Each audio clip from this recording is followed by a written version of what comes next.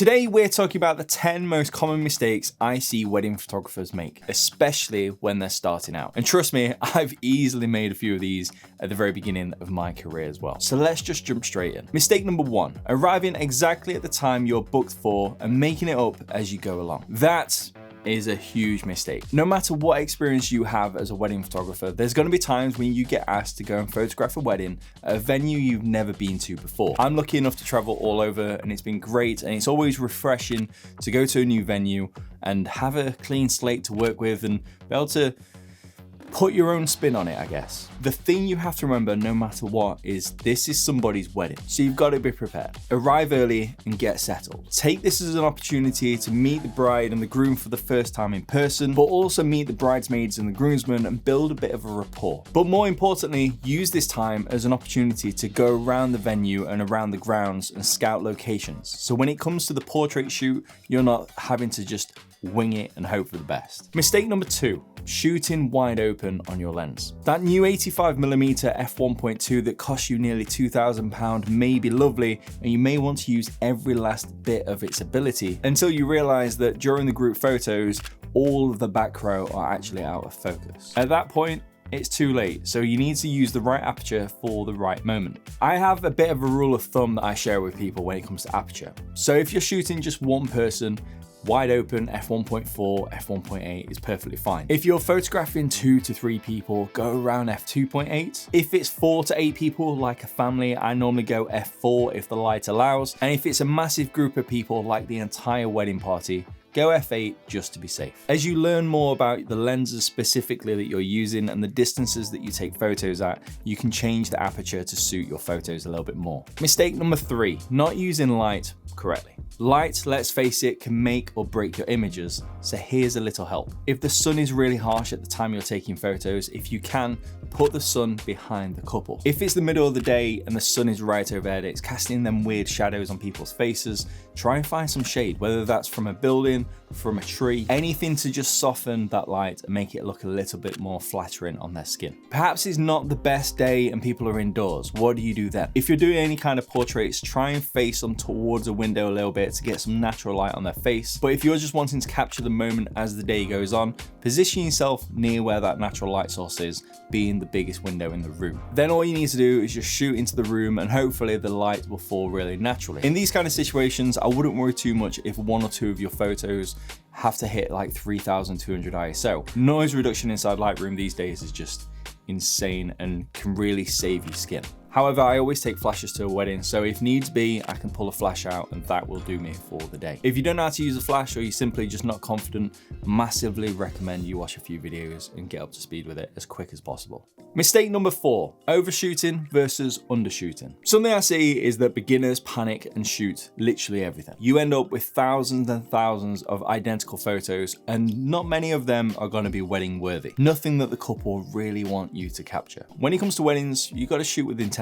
Choose your angles, anticipate the moments, and stop just spamming that shutter button constantly. However, if you're anticipating the moments and you start taking them photos that you've been waiting so long to get, and you're taking photos of the bride and groom, or maybe them with their guests or any guests in general, when that moment happens, take 3 or 4 photos. Guaranteed, if you look back at some of the photos, face positions and little twitches and things are always there in the photos. You capture it at roughly the right moment, but not precisely the right moment. But if you take 3 or 4 photos of that moment in quick succession, more than likely you're gonna have a photo which is suitable for the gallery. Trust me, you'll thank yourself for doing it. Mistake number 5, not taking charge during the group photos. This is where beginners crumble. If you're quiet, hesitant, and waiting for somebody else to organize the day for you to be able to take them group photos, you're gonna be waiting a long time. The whole thing will just fall apart. People wander off, kids end up doing something else, they get a little restless, and the couple, quite frankly, start to lose patience. Sometimes, patience with you. And here's the truth, people want direction. People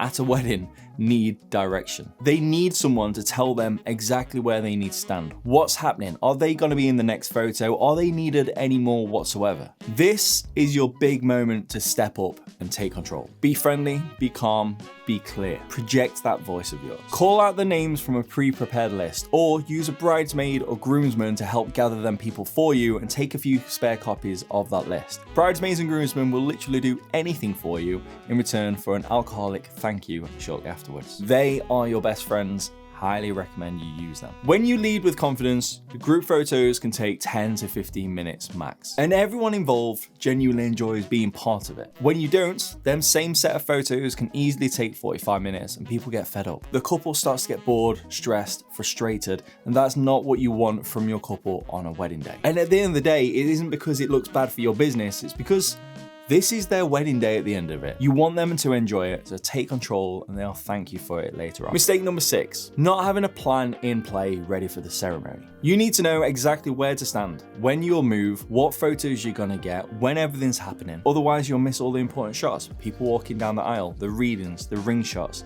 the first impressions, the first kiss. So here's a very simple framework that I use every single time I shoot a wedding ceremony. Memorize this and you will never feel lost again. I always start with photographing the bridesmaids. I always position myself somewhere near where the registrar will normally stand during the ceremony. From here, you can get the whole bridal party walking down the aisle. You can get the first reaction of the groom when he turns around and sees his bride. You might just have to move slightly to one side to quickly grab that. And finally, you'll get the most important shot of the bride walking down the aisle. When the bride reaches the end of the aisle next to the groom, there'll be a little bit of interaction, so make sure you're ready to get that, whether it's just a few words, maybe a handshake between her dad and the groom. Sometimes people have a little cheeky kiss or hold hands or give each other a hug, and it's just a nice moment to capture. As everyone's getting sorted and settled down, you can move to one side and start getting perspectives from one side of the room. You can get close-ups of the couple from one side, you can get the parents, the siblings, everyone on one side of the room, and maybe a wide. Then a little bit later on, there's going to be a pause in the ceremony, whether that's someone getting up to come to the front for a reading, maybe the best man getting up with the rings. Something's going to happen and you could easily move from one side to the other unnoticed without causing a distraction. From there, you can get the rest of the room, the other perspectives that you need, and then quietly and calmly move back to the center near where the registrar is for the first kiss. Mistake number 7, not communicating with a couple before the wedding. Bad communication leads to confusion, missing information, and unnecessary stress. Send questionnaires, have check-ins, have phone calls, and a final email a week before the ceremony. I always send an email out 2 months before the wedding to ask them for as much information about the wedding as possible, whether that's where they're getting ready, what's the itinerary, is anybody doing readings during the ceremony or speeches. I even go as far as asking whereabouts they're going to be sat. I also get my group photo list at this point and direct them into the right amount of group photos that I'd recommend anybody having. Then I have a call with the couple maybe about a month before the wedding and just check in, go through everything that they've already sent over, go through the wedding day and just make them feel a little more at ease. Let them know that I have everything under control. And finally, just a quick email a week before the ceremony, just say, hey, looking forward to next week. If there's any changes in the next few days, just let me know. If you need anything, here's my number. At the end of the day, getting married is a very personal thing and they've entrusted you to help take control and capture the photos that you need. So make them feel relaxed and reassured that you know what you're doing and you're the expert in this. Mistake number 8, panicking when it comes to the portraits. This is also where a lot of beginners freeze. The couple's just stood there waiting for direction, not knowing what to do, and everything suddenly starts to feel awkward for the couple. You get a little,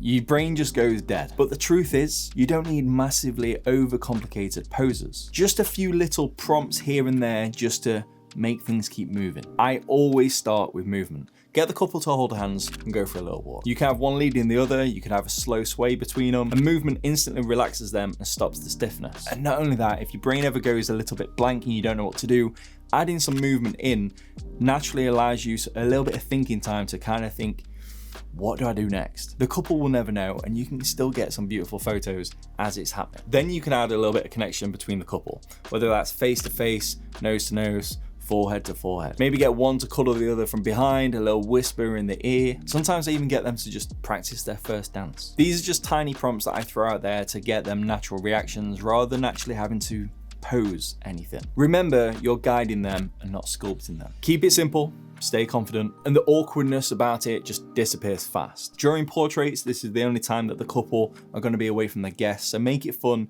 and enjoyable, and they'll massively thank you for it. And after a few weddings, you'll be like, this is easy. Mistake number 9, not backing your files up properly. A little pro tip for you. On my memory cards, I have numbered stickers across everything. Whenever I take the memory cards and put them into my camera, I write down somewhere, whether that's on my phone or on a piece of paper, exactly what memory cards are going into what camera and what part of the day that they're going in for. That means no matter when I have to back these up, I know exactly what cards and how many cards I've used throughout the entire day. Once everything's backed up, you need to check some more, double check, triple check, quadruple check everything. If you have a business partner or a second shooter, feel free to get them involved and talk through the wedding day and make sure that everything you have is accounted for. Once that's all been accounted for, you need a second hard drive or an SSD somewhere to be able to copy all them files to somewhere else before you ever delete anything off your memory cards. When these have been formatted and wiped ready for the next wedding, you need to have, regardless, 2 copies of everything still saved somewhere, just in case something goes wrong. Because trust me, it can. And mistake number 10.